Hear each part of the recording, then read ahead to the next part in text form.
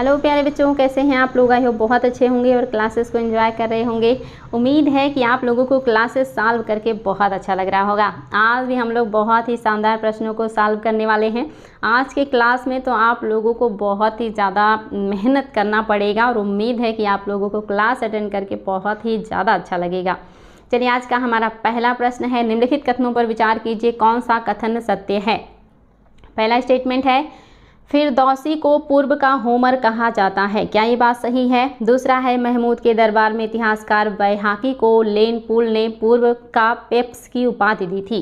क्या ये बात सही है कि पूर्वी पेप्स का उपाधि महमूद के दरबार में रहने वाले जो है इतिहासकार को दिया गया है, जो बैहाकी को? बताएंगे बच्चा लोग। इतिहासकार हैं बैहाकी और इनको लेन पुल कह रहे हैं पूर्व का पेप्स। क्या ये सही है? तीसरा है, अल बर्नी ने भारतीयों को दम्भी तथा घमंडी बताया। और चौथा है, अल बर्नी ने भारत के प्रमुख त्यौहार होली व दीपावली का उल्लेख किया। और आपका पांचवा है, कश्मीर को धरती का स्वर्ग तथा काशी को हिंदुओं का मक्का बताया। और छठा है कि सभी बातें सत्य हैं। तो देखिए बच्चा लोग, आपको बताना क्या है, आप सभी को पता है कि कौन सा कथन सत्य है, ये बताना है। और आपके लिए क्वेश्चन बहुत ही ज़्यादा शानदार है। ये सारे पॉइंट्स आप लोगों को याद होने चाहिए। बहुत ही ज़्यादा महत्वपूर्ण सारे तथ्य हैं और उम्मीद करेंगे कि आप लोगों को सही उत्तर समझ में आ गया होगा। क्योंकि आप सभी को पता है कि अगर 1 से 2 पॉइंट सही हो गए तो फिर आपका सभी होने की चांसेस बन जाएंगी। और 1 से 2 पॉइंट सही ढूंढने में आप लोगों को कोई समस्या नहीं हो रहा होगा। तो उम्मीद है कि आप सभी को पता ही चल गया कि ये कितना आसान था आपके लिए। क्योंकि जो छठा ऑप्शन मिल गया आप लोगों को, इससे आप लोगों ने बड़े आसानी से प्राप्त कर लिया कि आपका सही कौन सा होगा। ऑप्शन नंबर 6 बिल्कुल करेक्ट है। सभी कथन सत्य हैं बच्चा लोग। फिरदौसी को पूर्व का होमर कहा जाता है, बिल्कुल सही है। और बैहाकी को लेन पुल ने पूर्व का पेप्स कहा है। अलबर्नी ने भारतीयों को दम्भी घमंडी और कूपमंडूक बताया है। और अलबर्नी ने भारत में त्योहारों का होली और दीपावली का सबसे बेहतर तरीके से उल्लेख किया। और उसने कहा कि धरती का स्वर्ग कश्मीर है और हिंदुओं का जो मक्का है वो काशी है। ये सारी बातें याद रखेंगे बच्चा लोग, बहुत इंपॉर्टेंट है। सारे एग्जाम में आए हुए तथ्य हैं, एक भी ऐसा नहीं है जो आपके बाहर का हो। अगला क्वेश्चन देखिएगा, निम्नलिखित कथनों पर विचार कीजिए, कौन सा कथन सत्य नहीं है। सत्य नहीं है ये बताना है। और आपके सामने है, देखिए, कोड की सहायता से उत्तर देना है। इस बार सावधानी से पढ़िएगा, इतना आसान नहीं होगा इस बार। कौन सा सही नहीं है बच्चा लोग? पहला है, मूलराज द्वितीय नामक सोलंकी राजपूत शासक की सेना ने मोहम्मद गौरी को पराजित किया था। दूसरा है, मिन्हाजुस्सिराज के अनुसार पृथ्वीराज चौहान की तराई के द्वितीय युद्ध के बाद तत्काल हत्या कर दी गई थी। तीसरा है, मोहम्मद गौरी के लक्ष्मी आकृति वाले कुछ स्वर्ण सिक्के मिले हैं। चौथा है, तराइन के युद्ध के पश्चात मोहम्मद गौरी का राज्य गौर, गजनी, सिंध तथा मुल्तान से लेकर भारत में दिल्ली अजमेर तक विस्तृत हो गया था। देखिए आपके सामने ये सारे पॉइंट्स मैंने पढ़ दिए हैं। और आपके सामने देखिए कूट है, पहला दूसरा तीसरा, बी में है पहला तीसरा, सी में है दूसरा और चौथा, डी में है कि कोई नहीं। बताएंगे बच्चा लोग कौन सा गलत है, ये आपको बताना है। याद रखिएगा कौन सा गलत है ये आपको बताना है। और आपके सामने सारे स्टेटमेंट हैं, इनको एक बार पढ़ लीजिए और फिर जो है उत्तर दीजिए कि आपका कौन सा ऑप्शन सही हो जाएगा। फटाफट कमेंट कीजिएगा बच्चा लोग, बहुत ही शानदार प्रश्न है। एक एक पॉइंट्स आप लोगों के लिए बहुत ही ज़्यादा इम्पॉर्टेंट है। तो याद रखेंगे, इसमें से ऐसा कोई भी नहीं है कि जो सत्य ना हो, यानी कि सभी सत्य हैं। बहुत ही शानदार है बच्चा लोग, सारे स्टेटमेंट आप लोग बिल्कुल याद होने चाहिए। देखिए अगला क्वेश्चन, और ये क्वेश्चन भी आप लोगों का आसान नहीं होगा। कौन सा सत्य नहीं है? और देखिए कूट की सहायता से उत्तर देना है। अब दिन प्रतिदिन आप लोगों का कंपटीशन भी बढ़ाया जा रहा है, ये ना सोचिएगा कि बहुत आसानी से उत्तर दे लेंगे आप लोग। गौरी के बारे में निम्नलिखित में से कौन सा कथन सत्य नहीं है? चलिए बच्चा लोग बताइए, गौरी के बारे में कौन सा कथन सही नहीं है। आपके सामने स्टेटमेंट भी हैं और आपके सामने कूट भी है, आपको उत्तर देना है कूट की सहायता से। पहला है, मोहम्मद गौरी का कोई संतान नहीं था। क्या ये बात सही है? दूसरा है, 15 मार्च 1206 ईस्वी को पंजाब के दमक नामक स्थान पर खोखर जनजाति ने गौरी की हत्या कर दी। और तीसरा है, भारतीय क्षेत्र का शासन उसने कुतुबुद्दीन ऐबक को सौंपी। तीसरा है, सिंध की जिम्मेदारी उसने एलदौज को सौंपी और गजनी की जिम्मेदारी उसने कुबाचा को सौंपी थी। तो बताएंगे बच्चा लोग कौन सी बातें हैं जो कि सही नहीं हैं मोहम्मद गौरी के बारे में। और ये आप लोगों के लिए थोड़ा लेवल का क्वेश्चन हो गया। सारे स्टेटमेंट आप लोगों ने पढ़े होंगे, लेकिन कौन सा स्टेटमेंट पलट दिया गया है ये आप लोग जो है थोड़ा सा दिमाग लगाएंगे तभी समझ में आएगा। और अब आप लोगों को दिमाग लगाना ही पड़ेगा, आसानी से उत्तर प्राप्त नहीं होंगे। इतनी सारी अच्छी अच्छी चीज़ें प्राप्त करने के लिए थोड़ा दिमाग तो आप लोगों को लगाना बनता है। तो बताएंगे बच्चा लोग आपका कौन सा है जो कि सत्य नहीं है। याद रखिएगा, बहुत ही शानदार प्रश्न है। और आपका चौथा और पांचवा सही नहीं है, ऑप्शन नंबर डी आपका करेक्ट हो जाएगा। पहला बिल्कुल सही है, मोहम्मद गौरी का कोई संतान नहीं था, अपने दासों को ही पुत्र के समान मानते थे। और दूसरा भी सही है, 15 मार्च 1206 ईस्वी में पंजाब के दमयक नामक स्थान पर खोखरों ने नमाज पढ़ते हुए मोहम्मद गौरी की हत्या कर दी थी। और तीसरा भी बिल्कुल सही है, भारतीय क्षेत्र का शासन उसने कुतुबुद्दीन ऐबक को दिया था। सिंध क्षेत्र का शासन उसने कुवाचा को दिया था, ये इसलिए गलत हो गया, कुवाचा को दिया था। और जो गजनी का क्षेत्र था उसने यल्दूज को दिया था। याद रखिएगा बच्चा लोग, यल्दूज या यल्दौज को दिया था। तो याद रखेंगे, यहाँ पे स्टेटमेंट मैंने पलट दिया है। सिंध में यल्दूज कुबाचा हैं और गजनी में यल्दूज हैं, इसलिए आपका चौथा और पांचवा गलत हो गया। और अगर इसको आप सही कर लेते हैं तो ये सारे पॉइंट्स आपके लिए बहुत इंपॉर्टेंट हैं। चलिए अगला क्वेश्चन, और ये क्वेश्चन भी है कि गुलाम वंश के शासकों का सही क्रम कौन सा है। गुलाम वंश में बहुत सारे छोटे बड़े राजाओं ने शासन किया है और उसमें से सही क्रम कौन सा है ये आपको बताना है। पहले में है कुतुबुद्दीन ऐबक, शमसुद्दीन इल्तुतमिश, मोइजुद्दीन बहराम शाह और नासिरुद्दीन महमूद। दूसरे में है कुतुबुद्दीन ऐबक, नासिरुद्दीन महमूद, बहराम शाह और रुकनुद्दीन फिरोज़। और तीसरे में है इल्तुतमिश, रजिया सुल्तान, नासिरुद्दीन महमूद और बहराम शाह। और चौथा है उपरोक्त में से कोई क्रम सही नहीं है। बताएंगे बच्चा लोग कौन सा है जो सही क्रम बता रहा है गुलाम शासकों का। और ये बहुत इंपॉर्टेंट है आप सभी के लिए, फटाफट कमेंट कीजिएगा कि कौन सा सही क्रम है। और उम्मीद है कि आप लोगों को याद होगा कि गुलाम वंश के शासकों का क्रम क्या है। आप सभी को पता है गुलाम वंश में पहले शासक कुतुबुद्दीन ऐबक थे, उनके बाद जो राजा बने हैं वो इल्तुतमिश हैं। इल्तुतमिश के बाद जो शासक बनते हैं वो रुकनुद्दीन फिरोज़, उसके बाद रजिया सुल्तान, रजिया के बाद बहराम, बहराम के बाद महमूद खिलजी या अलाउद्दीन महमूद, और महमूद के बाद नासिरुद्दीन महमूद, और नासिरुद्दीन महमूद के बाद बलबन। तो इस हिसाब से आपका सही क्रम कौन सा हो गया है, तो आपका उस हिसाब से सही क्रम हो जाएगा पहला बिल्कुल सही है। सारे राजाओं का नाम याद रखिएगा बच्चा लोग, ऐबक, इल्तुतमिश, उसके बाद रुकनुद्दीन, फिर आपकी रजिया, फिर बहराम, फिर अलाउद्दीन महमूद, और उसके बाद नासिरुद्दीन महमूद, और उसके बाद बलबन। तो याद रखेंगे बच्चा लोग, ये सारी चीज़ें आप लोगों के लिए बहुत इंपॉर्टेंट है। और देखिए अगला क्वेश्चन भी बहुत ही शानदार है और ये क्वेश्चन भी आ चुका है। निम्नलिखित अधिकारियों को उनकी शक्ति यानी कि पावर के आधार पे, उनके क्षेत्राधिकार के आधार पे सही क्रम में लगाना है। इसमें से कौन सा है जो सही क्रम में लगा है। पहला है सिपा सालार, अमीर, मलिक, खान और सरखेल।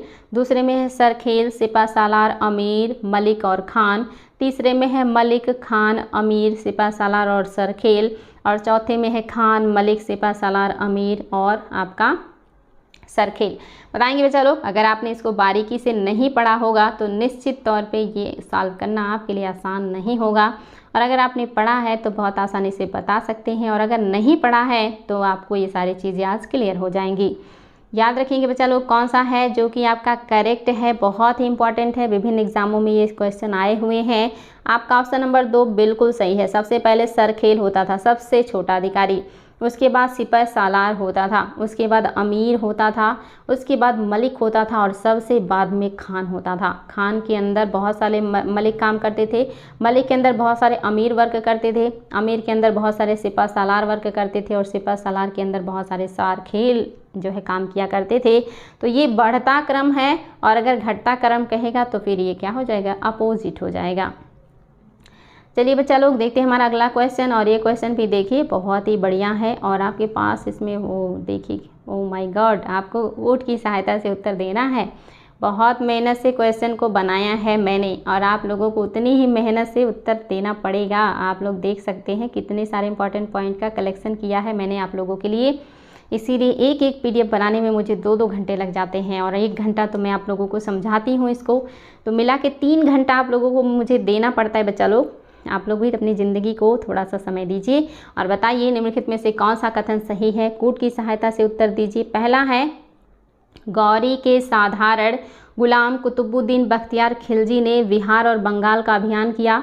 क्या ये बात सही है कि गौरी के एक साधारण गुलाम जिनका नाम कुतुबुद्दीन बख्तियार खिलजी था, उन्होंने बंगाल और बिहार का अभियान किया था? दूसरा, कुतुबुद्दीन बख्तियार खिलजी ने नालंदा, विक्रमशिला, ओदंतपुरी बौद्ध विहारों को लूटा और नष्ट कर दिया। तीसरा है, बख्तियार खिलजी के आक्रमण के समय बंगाल का शासक लक्ष्मण सेन था, वह अपनी राजधानी नदिया छोड़कर भाग गया। और चौथा है, बख्तियार खिलजी ने लखनौती को अपना राजधानी बनाया। लखनौती को विद्रोह की फैक्ट्री कहा गया है। और पांचवा है, बख्तियार खिलजी की हत्या अली मर्दान खिलजी ने कर दिया था। आप देखिए बच्चा लोग, आपके सामने है ऑप्शन। पहले में ए में है पहला, दूसरा, तीसरा, चौथा सही है। बी में है पहला, दूसरा, चौथा, पांचवा सही है। सी में है पहला, दूसरा, तीसरा, चौथा और पांचवा, यानी कि सभी सही हैं। और डी में है दूसरा, चौथा और पांचवा सही है। तो बताएंगे बच्चा लोग आपका कौन सा है जो कि सही हो जाएगा। आपको कूट दिख गया है। अब आपके सामने मैं एक बार फिर से सारे स्टेटमेंट कर दे रही हूँ, आप इसको देख लीजिए और इसमें से ढूंढ लीजिए कि आपका कौन सा है जो कि सही है। और उम्मीद करेंगे कि आप लोग सही उत्तर को बता पाएंगे, क्योंकि ये सारे पॉइंट आप लोगों के क्लियर होने चाहिए। ये सारे एग्ज़ाम के क्वेश्चन हैं और ये सारे विभिन्न एग्ज़ामों में पूछे गए हैं। और आप लोगों को ये सारी चीज़ें अगर याद हो जाती हैं तो निश्चित तौर पे गुलाम वंश के बारे में बहुत सारी चीज़ें आप लोगों की क्लियर हो जाएंगी। तो बच्चा लोग, आप सभी को ये चीज़ पता होना चाहिए कि यहाँ पे लिखी हुई सारी बातें बिल्कुल करेक्ट हैं, इसमें कोई डाउट नहीं होना चाहिए आप लोगों को। ऑप्शन नंबर सी यानी कि तीसरा बिल्कुल सही है। पहला, दूसरा, तीसरा, चौथा, पांचवा, पांचों स्टेटमेंट सही है। बख्तियार खिलजी की हत्या भी हो गई थी, जिसने इतने लोगों की हत्याएं की उसको भी मार दिया गया अली मर्दान खिलजी के द्वारा बंगाल में। और बख्तियार खिलजी ने लखनौती को अपनी राजधानी बनाई थी, ये क्वेश्चन भी आया है। और इसी को विद्रोह की फैक्ट्री कहा जाता है। और जब उसने बंगाल पे आक्रमण किया तो वहाँ शासक कौन था, ये क्वेश्चन भी आया है, लक्ष्मण सेन था। उसकी राजधानी नदिया थी और वो नदिया छोड़ करके भाग गया था। और उसने कौन कौन से बौद्ध विहारों को लूटा और तोड़ा था, देखिए इसमें आपको ओदंतपुरी भी है और विक्रमशिला भी है। दोनों विहार आपके, और नालंदा, ये बिहार और बंगाल मिला करके तीनों जो है विहार और विश्वविद्यालय थे जिनको उसने तोड़ डाला था। और एक गौरी का एक साधारण सा गुलाम था, ये क्वेश्चन भी आया है, याद रखिएगा। ये सारी बातें बिल्कुल करेक्ट हैं। देखते हैं हमारा अगला क्वेश्चन, और ये क्वेश्चन भी देखिए कूट की सहायता से बताना है और आपको बताना है कौन सा सत्य नहीं है। सावधानी से पढ़िएगा, गलती ना हो बच्चा लोग, कोशिश कीजिएगा।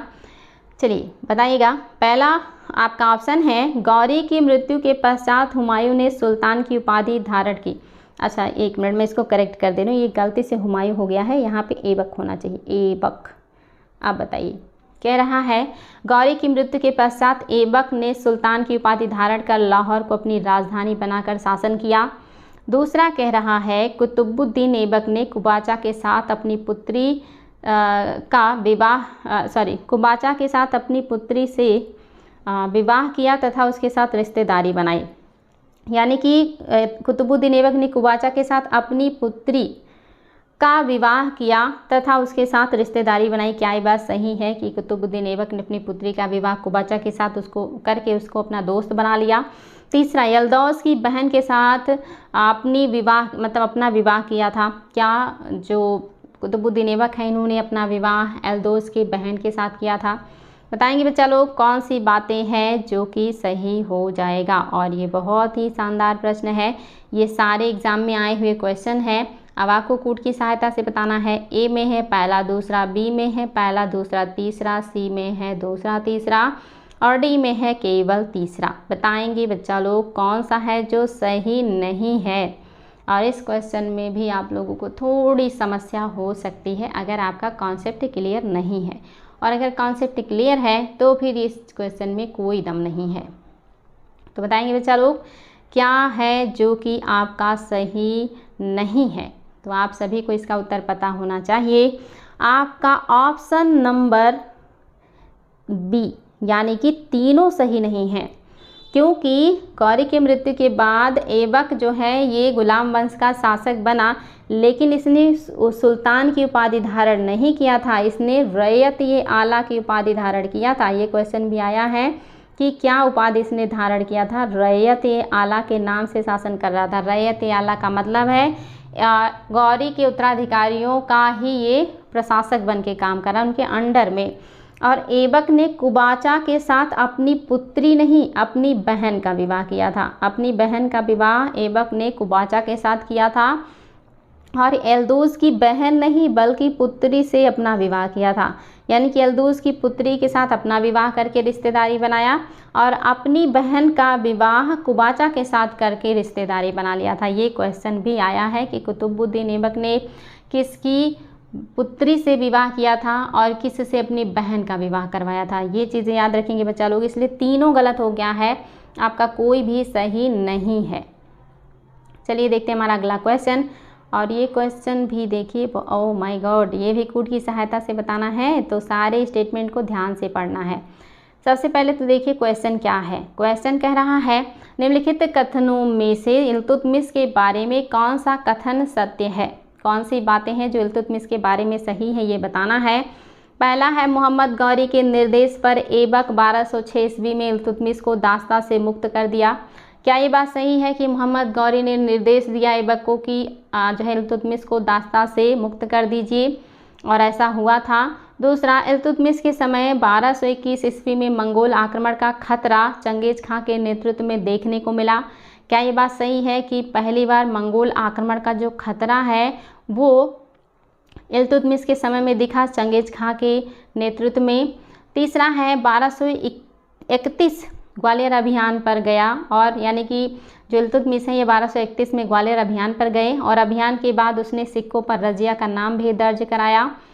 और आपका चौथा है 1229 ईस्वी को बगदाद के खलीफा ने शाही पोशाक, जिसको खिलअत कहते हैं, भेजकर इल्तुतमिश को सुल्तान की मान्यता प्रदान की। और पांचवा है इल्तुतमिश खलीफा से मान्यता प्राप्त करने वाला भारत का दूसरा सुल्तान था। तो आपके सामने है बच्चा लोग कूट, और आपके सामने है ऑप्शन। ए में है पहला, दूसरा, तीसरा सही है। बी में है दूसरा, तीसरा, चौथा सही है। सी में है पहला, दूसरा, तीसरा, चौथा सही है। और डी में है कि सभी सत्य हैं। आज आप लोगों को कुछ क्वेश्चन बहुत ही जो है बेहतरीन लगेंगे, और आप लोगों को अपने दिमाग का भरपूर उपयोग करना पड़ेगा, और इसीलिए तो इतना मेहनत किया गया है आप लोगों के क्वेश्चंस पे। तो बच्चा लोग आप बताइएगा कि कौन सी बातें हैं जो इल्तुतमिश के बारे में सही हैं। फटाफट उत्तर दीजिएगा। आप सभी के सामने ये सारे ऑप्शन हैं, और इन सारे ऑप्शंस को पढ़ लीजिएगा।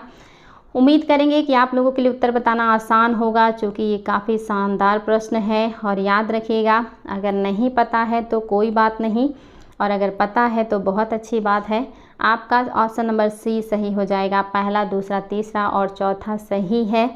पांचवा क्यों सही नहीं है? क्योंकि इल्तुतमिश खलीफा से मान्यता प्राप्त करने वाले भारत के दूसरे नहीं बल्कि प्रथम सुल्तान हैं। ये पहले सुल्तान हैं जिन्होंने खलीफा से खिलअत और प्रमाण पत्र प्राप्त किया है सुल्तान बनने का, इसलिए पांचवा गलत हो गया। अब सभी सत्य हैं, हो ही नहीं सकता, यानी कि पांचवा इसमें है तो ये हो नहीं सकता। अब इन सब में कंफ्यूज हो सकते थे आप लोग, लेकिन आपका सही है। 1229 ईस्वी को बगदाद के खलीफा ने शाही पोशाक, जिसको खिलअत कहते हैं, और प्रमाण पत्र भेजकर इल्तुतमिश को सुल्तान की मान्यता दी थी। और 1231 में ग्वालियर अभियान से वापस आने के बाद उन्होंने सिक्कों पर रजिया का नाम दर्ज कराया और उन्हें अपना उत्तराधिकारी घोषित कर दिया था। ये कौन से अभियान के बाद है? ग्वालियर अभियान के बाद है। और पहला दूसरा भी बिल्कुल सही है। गौरी के कहने पर ऐबक ने इल्तुतमिश को दास्ता से मुक्त कर दिया था 1206 में, और इल्तुतमिश ने 1221 ईस्वी में इन्हीं के टाइम पीरियड में पहली बार मंगोलों का आक्रमण का खतरा मंडराया था। आक्रमण हुआ नहीं था, क्योंकि इन्होंने बड़े होशियारी से इस चीज़ से दिल्ली सल्तनत को बचा लिया था। आक्रमण हो नहीं पाया था, आक्रमण का खतरा मंडराया था, यानी कि पहला आक्रमण इनके टाइम में नहीं हुआ है, बस आक्रमण का खतरा मंडराया है। ये चीज़ भी याद रखिएगा। पहली बार इन्हीं के समय में मंगोल देखे गए हैं और मंगोलों का खतरा मंडराया। अगर इन्होंने समझदारी से काम ना लिया होता तो निश्चित तौर पे आक्रमण हो भी जाता। देखिए बच्चा लोग, अगला क्वेश्चन भी बहुत ही शानदार है और आप लोगों को कूट की सहायता से उत्तर देना है। पहले तो क्वेश्चन देख लीजिए कि इल्तुतमिश के बारे में कौन सा कथन सत्य है, ये बताना है आपको। पहला स्टेटमेंट है, इल्तुतमिश ने सिक्कों पर टकसाल का नाम लिखवाने की परंपरा प्रारंभ की। क्या ये बात सही है? दूसरा है, एकता व्यवस्था का जनक मोहम्मद गौरी को माना जाता है, लेकिन भारत में सर्वप्रथम इल्तुतमिश ने इस व्यवस्था को लागू किया। तीसरा, निज़ाम उल मुल्क तूसी की पुस्तक सियासतनामा में एकता व्यवस्था का उल्लेख मिलता है। चौथा है, मोरक्को के यात्री इब्न बतूता ने इसके न्याय व्यवस्था की प्रशंसा की तथा लिखा कि महल के बाहर 2 शेरों के गले में पड़ी घंटियों को बजाकर कोई भी फरियादी न्याय की फरियाद कर सकता था। तो बताएंगे बच्चा लोग, इल्तुतमिश के बारे में कौन सा कथन है जो कि सही है? ऑप्शन नंबर ए में है पहला, दूसरा, तीसरा। ऑप्शन नंबर बी में है दूसरा, तीसरा, चौथा। ऑप्शन नंबर सी में है पहला, तीसरा, चौथा और ऑप्शन नंबर डी में है सभी कथन सत्य हैं।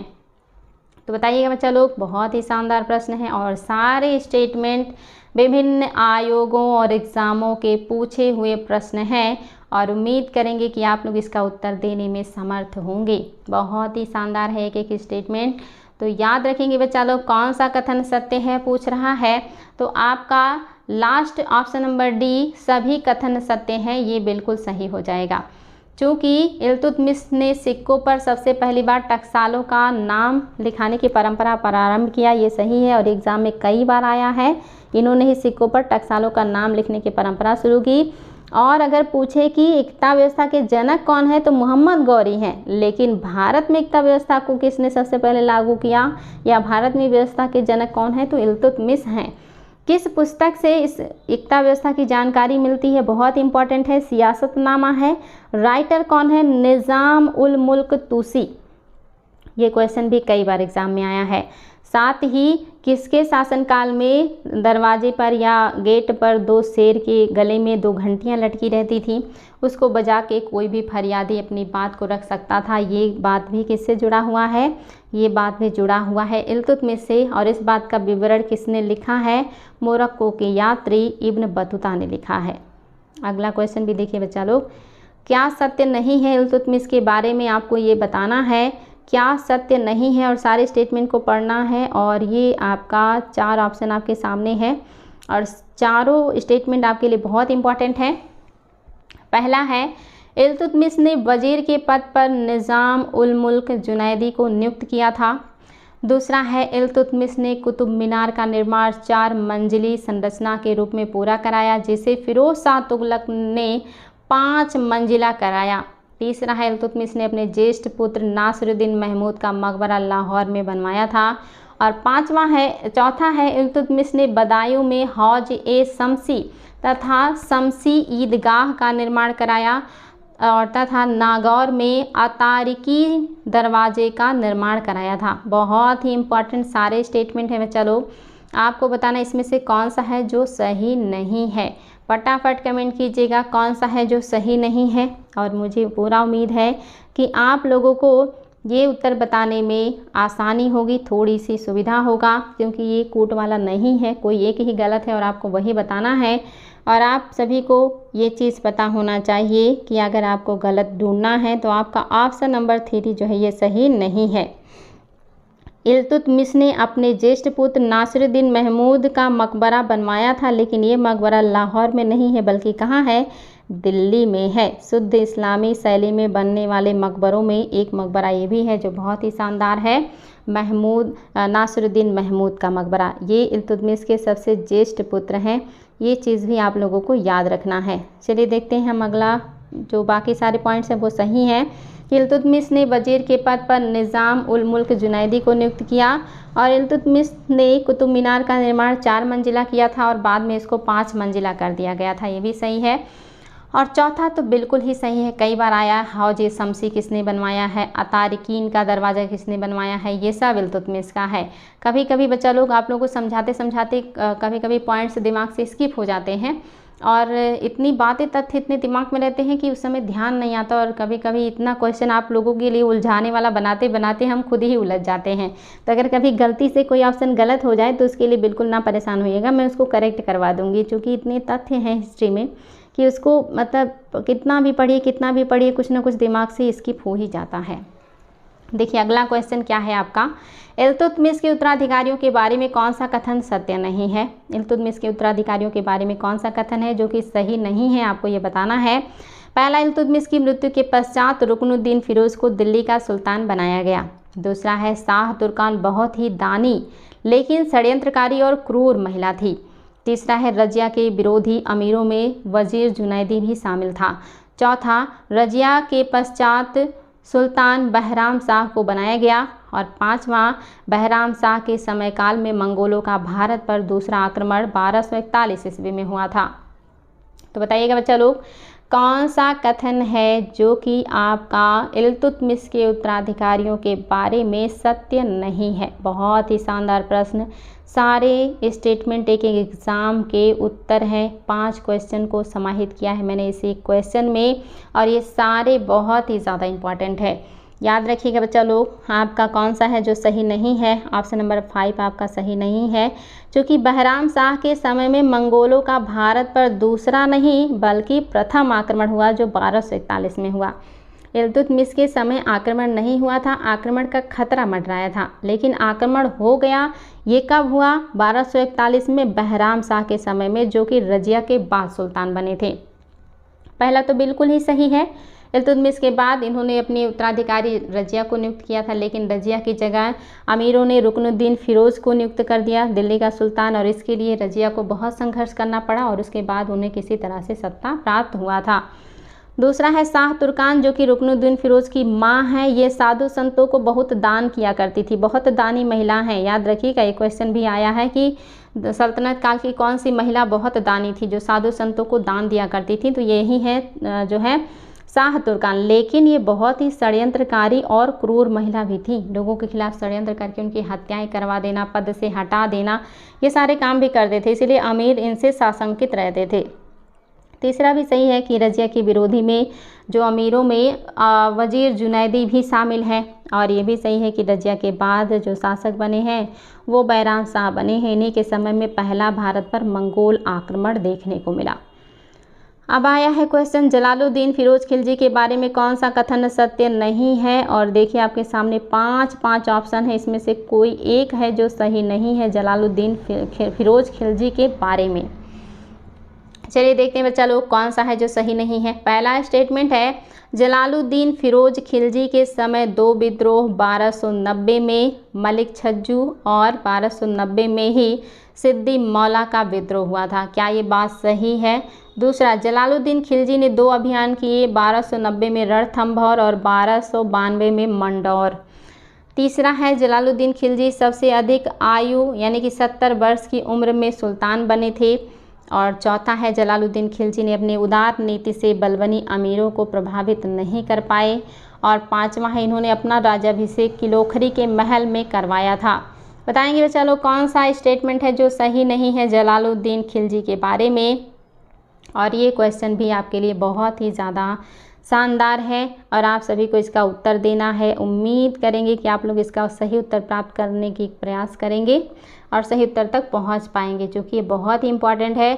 और निश्चित तौर पे ये सारे स्टेटमेंट बड़े मेहनत से ढूंढे गए हैं, तो आप लोगों को थोड़ा मेहनत तो करना ही पड़ेगा। तो याद रखिएगा बच्चा लोग कौन सा सही नहीं है, तो आपका चौथा सही नहीं है।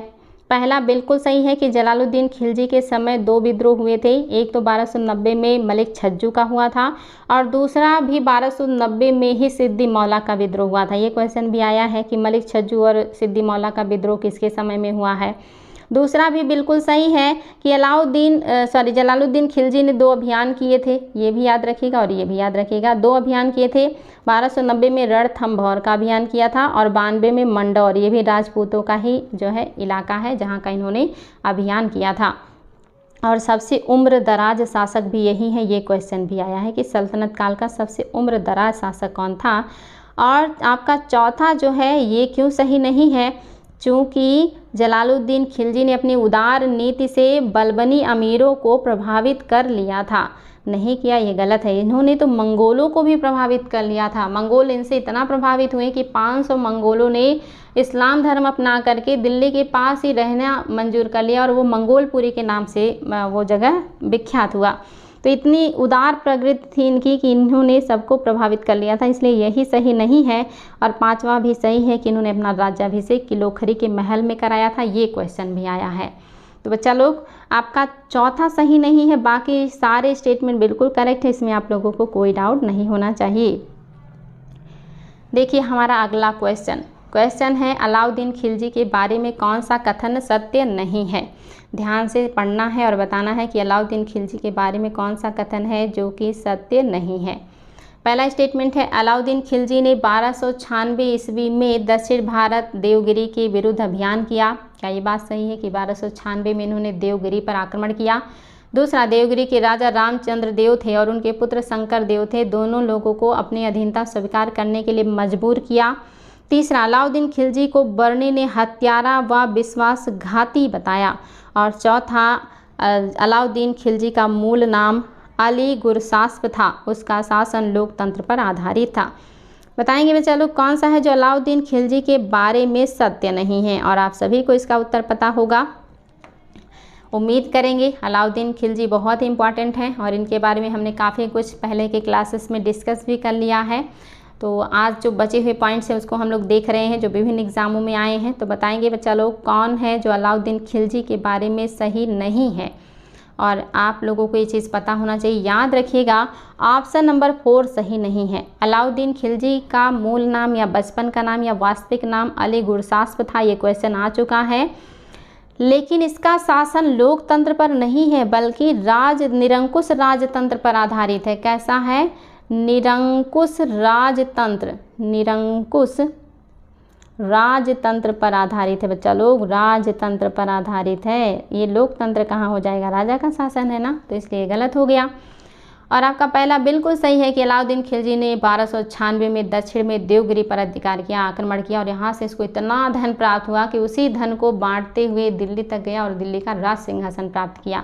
इसी पैसे को लेने के लिए तो कड़ा बुलाया था उसने अपने चाचा को और वहाँ पे उसने उनकी हत्या करवा दी थी।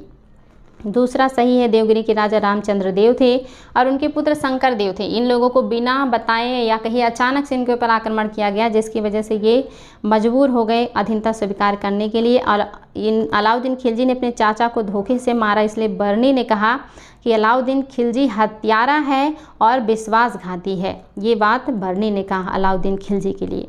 याद रखिएगा बच्चा लोग, ये सारे स्टेटमेंट आपके लिए बहुत ही ज़्यादा इंपॉर्टेंट हैं। और देखिए अगला क्वेश्चन भी बहुत ही शानदार है। आपको ये स्टेटमेंट पढ़ना है और स्टेटमेंट पढ़ने के बाद आपको बताना है कि ये स्टेटमेंट किस राजा के लिए कहा गया होगा।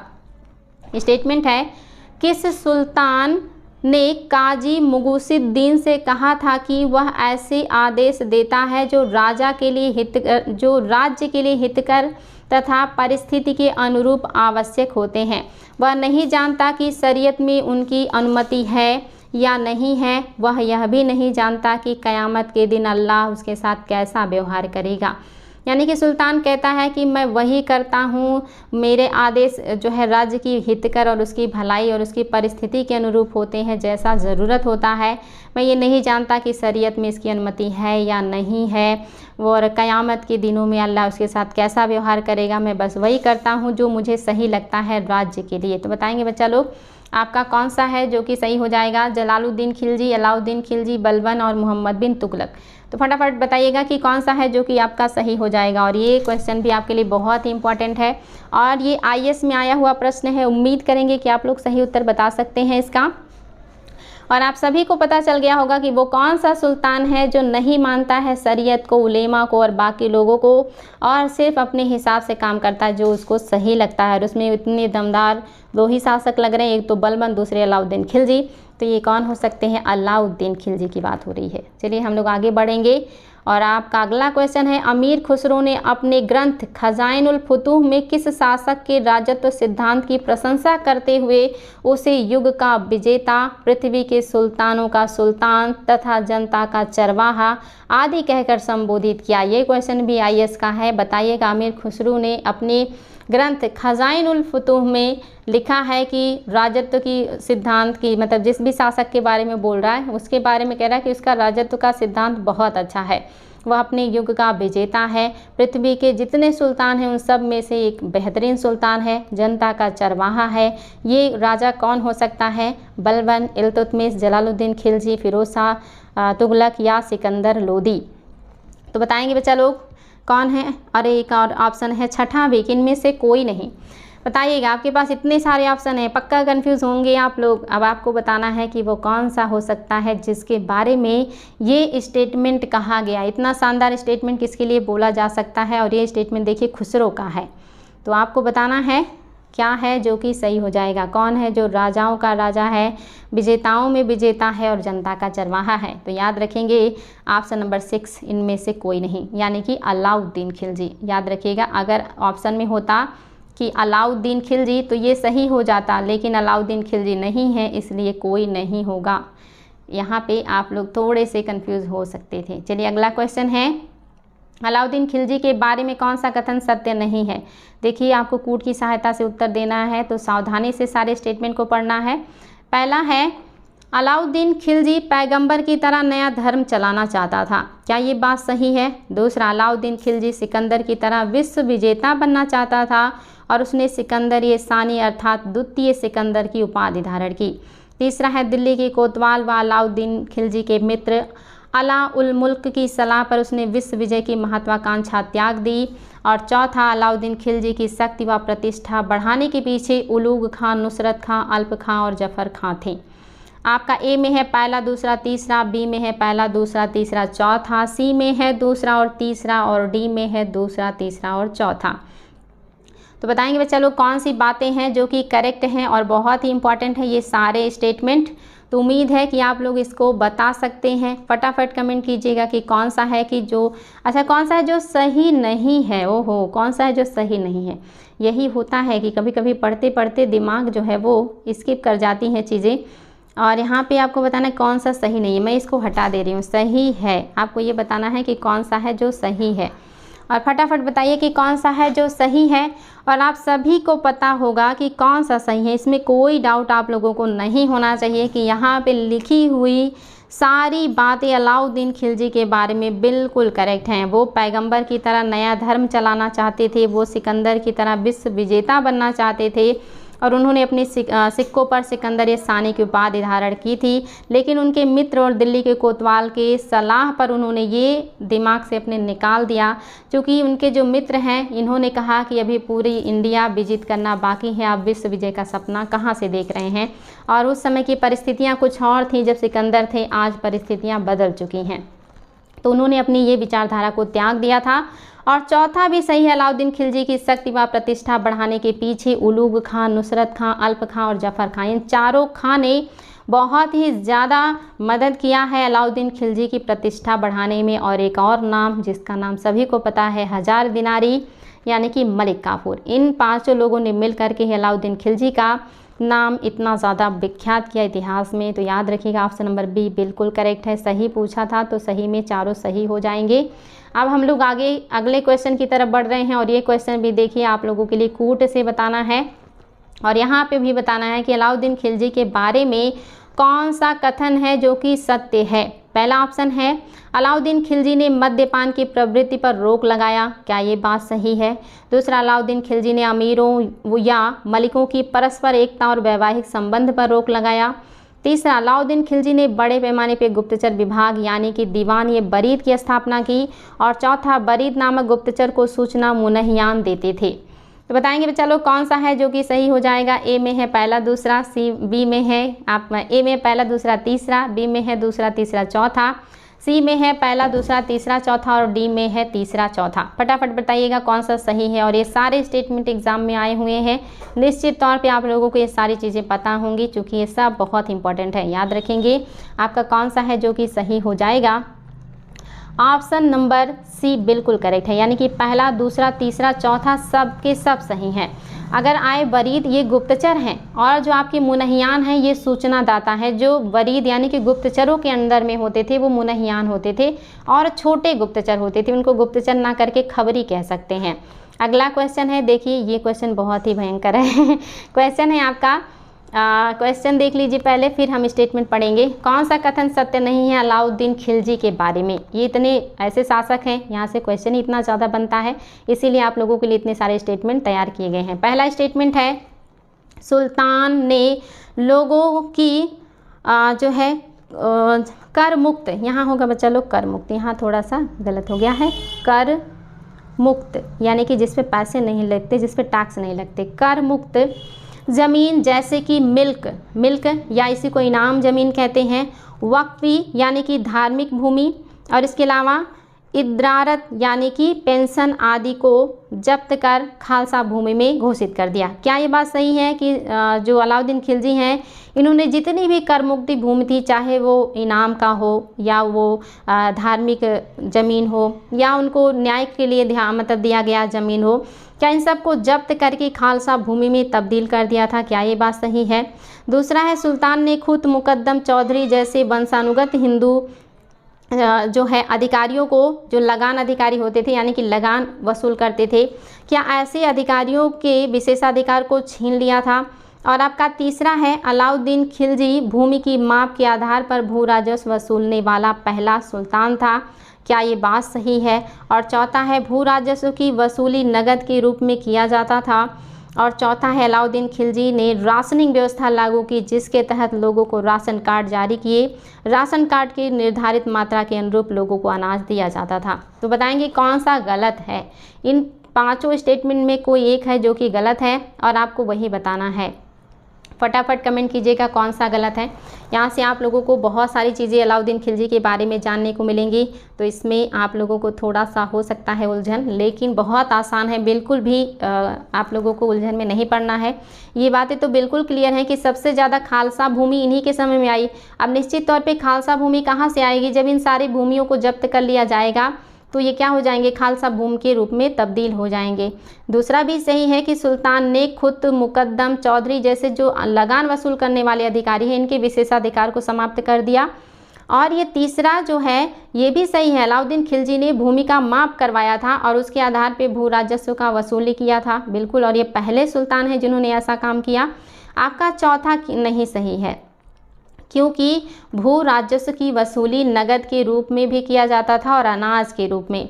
अनाज के रूप में इसलिए करते थे क्योंकि ये अनाज बांटते हैं ना, अनाज देना है, निश्चित तौर पे अगर अनाज देना है जनता को तो अनाज रखना पड़ेगा, तो ये अनाज के रूप में ज़्यादा लेना पसंद करते थे क्योंकि इनको लोगों को राशनिंग के तहत देना होता था। आप देख रहे हैं राशनिंग व्यवस्था थी, राशन कार्ड जारी किया जाता था, सूखा काल पड़ने पर लोगों को अनाज वितरित किया जाता था और साथ ही बाजार व्यवस्था में भी ऐसे चीज़ों की ज़रूरत थी। तो इन्होंने नगदी के बजाय ज़्यादातर भू राजस्व को फसल के रूप में, अनाज के रूप में लेना ज़्यादा पसंद किया है।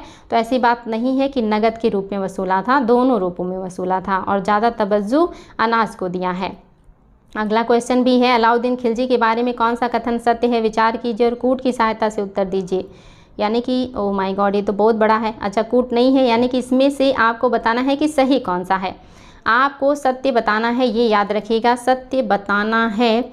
और चलिए देखते हैं, पहले तो इतना सारा ऑप्शन है, देख लेते हैं लास्ट में क्या निष्कर्ष निकलेगा। पहला है, अलाउद्दीन खिलजी ने लूट के माल, ये तो खुम्स होगा, आप सभी को पता है खुम्स का 4/5 भाग सुल्तान के राजकोष में जमा किया जबकि 1/5 सैनिकों में बांट दिया। दूसरा है, अलाउद्दीन खिलजी ने दीवान-ए-मुस्तखराज नामक विभाग की स्थापना की। तीसरा है, अलाउद्दीन खिलजी ने दीवान-ए-रियासत नामक नवीन वाणिज्य विभाग की स्थापना की जिसका काम व्यापार को कंट्रोल करना था। और चौथा है, बाजार के व्यापारियों को मंडी ये सेना के कार्यालय में पंजीकृत करना पड़ता था। और पांचवा है, अलाउद्दीन खिलजी ने घोड़ों को दागने तथा सैनिकों की हुलिया लिखने की प्रथा की शुरुआत की। और पांचवा है, अलाउद्दीन खिलजी पहला शासक था जिसने अस्थाई सेना नगद वेतन पर रखी थी। एक घोड़े वाले सैनिक को 2 अस्पा और 2 घोड़े वाले सैनिक को एक अस्पा कहा जाता था। आपको बताना है कि कौन सा है जो कि सही नहीं है। इसमें से कोई एक स्टेटमेंट है जो कि सत्य नहीं है और आपको ये बताना है सत्य नहीं है। चूँकि मैं कूट नहीं बनाई हूँ इसीलिए आपको बताना है इसमें से कौन सा है जो कि गलत है और कोई एक स्टेटमेंट है जो गलत है और आपको वही बताना है। ये सारे स्टेटमेंट आए हुए एग्ज़ाम में क्वेश्चन हैं, याद रखिएगा बच्चा लोग, बहुत ही ज़्यादा इंपॉर्टेंट है। और कौन सा सही नहीं है, तो छठा सही नहीं है। क्यों नहीं है अभी व्याख्या कर दे रहे हैं। पहला तो बिल्कुल ही सही है, सभी को पता है कि अलाउद्दीन खिलजी और MBT ऐसे राजा हैं जिन्होंने लूट का 4 हिस्सा अपने पास रखा और 1 हिस्सा सैनिकों को दिया। इसमें कोई डाउट नहीं होना चाहिए। या 80% अपने पास रखा, 20% सैनिकों को दिया। दूसरा सही है, अलाउद्दीन खिलजी ने दीवान मुस्त खराज नामक विभाग की स्थापना की थी। और तीसरा भी सही है, दीवान रियासत नामक नवीन वाणिज्य विभाग बनाया जो व्यापार को कंट्रोल करता था। और चौथा भी सही है कि बाजार के व्यापारियों को मंडी सहना के कार्यालय में पंजीकरण कराना पड़ता था। और पांचवा सही है, बहुत इंपॉर्टेंट, ये सारे एग्जाम में आए हैं, अलाउद्दीन खिलजी ने घोड़ों को दागने और सैनिकों की हुलिया लिखने की प्रथा शुरू कराने वाला पहला शासक है। पांचवा जो है यहाँ तक बिल्कुल सही है कि अलाउद्दीन खिलजी पहला शासक है जिसने अस्थाई सेना नगद वेतन पे रखी थी। लेकिन एक घोड़ा रखने वाले को एक अस्पा कहा जाता था, एक घोड़ा रखने वाले को एक अस्पा और 2 घोड़ा रखने वाले को 2 अस्पा। देखिए इसी नाम में ही है 2 अस्पा और 1 अस्पा। तो जिसके पास 2 घोड़े वो 2 अस्पा, जिसके पास 1 घोड़े वो 1 अस्पा। यहाँ पे जो है स्टेटमेंट को पलट दिया गया, इसलिए क्या हो गया, गलत हो गया। यहाँ पे कहा जा रहा है कि 1 घोड़े वाले को 1 अस्पा, 2 अस्पा और 2 घोड़े वाले को 1 अस्पा, इसलिए चौथा जो है मतलब लास्ट वाला स्टेटमेंट गलत हो गया। और आज का आपका आखिरी क्वेश्चन है बच्चा लोग, क्योंकि आज के क्वेश्चन बहुत लेंदी थी इसीलिए आज आप लोगों के लिए मैंने 20 क्वेश्चन तैयार किए हैं। तो आपको इस लास्ट क्वेश्चन का उत्तर दे देना है, अलाउद्दीन की विजय अभियानों का सही क्रम कौन सा है। आपको अलाउद्दीन की विजय अभियानों का सही क्रम बताना है और ये आपके लिए बहुत ही ज़्यादा इम्पॉर्टेंट है। उम्मीद करेंगे कि आप लोग इसका उत्तर दे पाएंगे। पहले ऑप्शन में है गुजरात विजय, रणथंभौर विजय, चित्तौड़ विजय, मालवा विजय और मारवाड़ अभियान। दूसरे में है गुजरात अभियान, मालवा अभियान, चित्तौड़ अभियान और देवगिरी का अभियान। तीसरे में है गुजरात अभियान, चित्तौड़ का अभियान, रणथंभौर का अभियान, मारवाड़ का अभियान और जालौर का अभियान। और चौथे में है कि इनमें से कोई नहीं। तो बताएंगे बच्चा लोग कौन सा है जो कि आपका सही हो जाएगा। फटाफट कमेंट कीजिएगा और उम्मीद करेंगे कि आप लोग इसका सही उत्तर दे पाएंगे।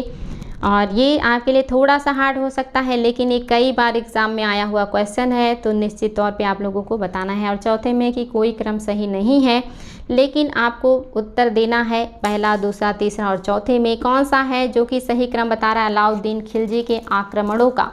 और ये बहुत ही इंपॉर्टेंट है, इसको बार बार रिवीजन करना होगा। पहला गुजरात अभियान, रणथंभौर अभियान, चित्तौड़ और मालवा, उसके बाद मारवाड़ अभियान। इसके अलावा इन्होंने और भी बहुत सारे अभियान किए हैं और वो आप लोगों ने हिस्ट्री में पढ़ा होगा। आपका ऑप्शन नंबर पहला बिल्कुल सही है। बाकियों का जो क्रम है ये सही नहीं है, ये चीज़ें याद रखिएगा बच्चा लोग। तो मुझे लगता है आज की क्लास में आप लोगों को बहुत अच्छा लगा होगा क्वेश्चन सॉल्व करके।